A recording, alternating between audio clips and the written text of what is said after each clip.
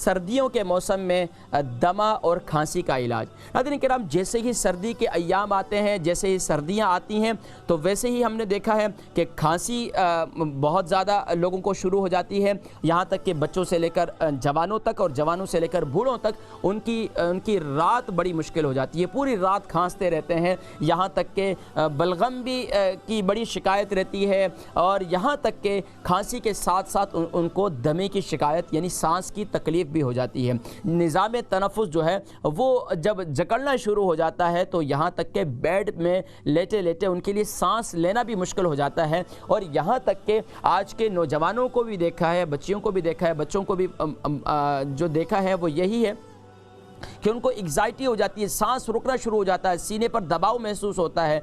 तो बहरहाल दमा इंतहाई ख़तरनाक बीमारी है, और इसकी असल वजह जो है वो ज़ाहिरी बात है हमारे जो लंग्स हैं, हमारे फेफड़े हैं, ये अगर इसके अंदर ख़राबी पैदा हो जाए तो फिर ये सांस का मर्ज़, दमे का मर्ज़ पैदा हो जाता है। और यही वजह है, खांसी की भी वजूहात यही हैं कि अगर रेशा और ताफ यानी कि उसके रेशा जो है कसीर मकदार में अंदर जमना शुरू हो जाए तो खांसी जो है बहुत ज़्यादा शुरू हो जाती है। या तो फिर वायरस जो चल रहा होता है वो वायरस जो है फ़ौरन ही हमला आवर हो जाता है, जिसकी वजह से फ्लू और जिसकी वजह से खांसी और जिसकी वजह से दमे की शिकायत, सांस की तकलीफ़ शुरू हो जाती है। और हमने देखा नाज़रीन किराम, ये एक तजर्बे की बात है कि वो लोग जिनको जो दमे की शिकायत जिनको रहती है, जिनको बहुत पुरानी है, जिनको डॉक्टरों ने डायग्नोज़ किया हुआ है कि इन्हें सांस का मर्ज़ हो चुका है, इन्हें दमे का मर्ज़ हो चुका है, इनको अस्थमा हो चुका है, अब उसके लिए अब उनको क्या होता है, रात के दूसरे पहर या तीसरे पहर जो है यानी रात को 2-3 बजे के टाइम जो है उनको सांस की तकलीफ़ ज़्यादा होना शुरू हो जाती है।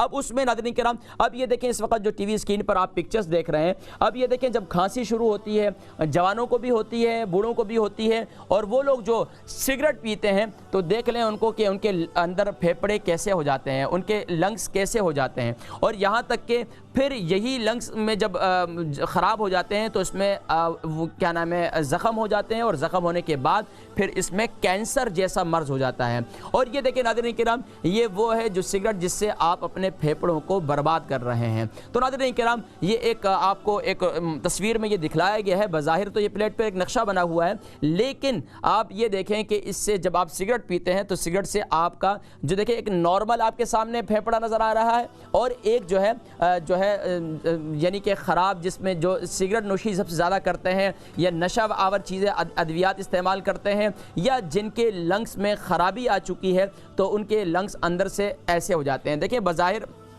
इसमें भी मैं आपकी तवज्जो दिलाऊंगा। लेकिन क्या जब बहुत ज़्यादा इंसान खांसता है, रेशे की शिकायत ज़्यादा हो जाती है, तो यहाँ तक कि मेंटल प्रॉब्लम भी जो है वो पैदा हो जाती है। रेशा ज़्यादा होने की वजह से मेंटल लेवल जो है वो आउट हो जाता है, और यहाँ तक कि दिमाग में भी, सर में हमेशा सर दर्द की शिकायत रहती है, माइग्रेन की शिकायत रहती है, यहाँ तक कि आधे सर का दर्द पैदा हो जाता है। और ये दिमाग के अंदर जो है बैक्टीरिया जब हमला आवर हो जाता है तो ये सारी सूरत हाल पैदा होती है। नाज़रीन किराम, ये वो धुआं है जो सिगरेट के ज़रिए आप अपने फेफड़ों को जो है उसको दागदार कर रहे होते हैं। अब धुआं जब अंदर जाता है तो वो फेफड़ों को, लंग्स को कैसे ख़राब करता है। अब हम उसके लिए क्या करते हैं, डॉक्टर्स के पास जाते हैं, डॉक्टर कहते हैं कि ठीक है भाई, अब इसको आपको अल्टरनेट यही है कि आपको इनहेलर इस्तेमाल करना होगा, लेकिन इनहेलर वो भी आपको ये इस्तेमाल करने के लिए देते हैं और आप उसे इस्तेमाल करते रहते हैं। आप कहते हैं मैं इनहेलर इस्तेमाल कर रहा हूँ, मैं ठीक हूँ। अब वो बुज़ुर्ग जो बेचारे बड़ी उम्र के हो जाते हैं, वो बेचारे खांसते रहते हैं, किसी के सामने महफिल में बैठना बड़ा मुश्किल हो जाता है। जारी बात है, खांसने की वजह से बलगम भी बाहर बस औकात आ जाती है।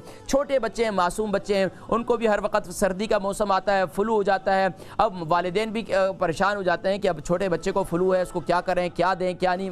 तो ये एक बड़ी परेशानी की सबब बनती है। नौजवानों को भी अक्सर बुखार हो जाता है, इम्यून सिस्टम जो है उनका कमज़ोर हो जाता है, इम्यूनिटी कमज़ोर हो जाती है, तो उसकी वजह से जो है फिर ये बीमारियाँ जन्म लेती हैं।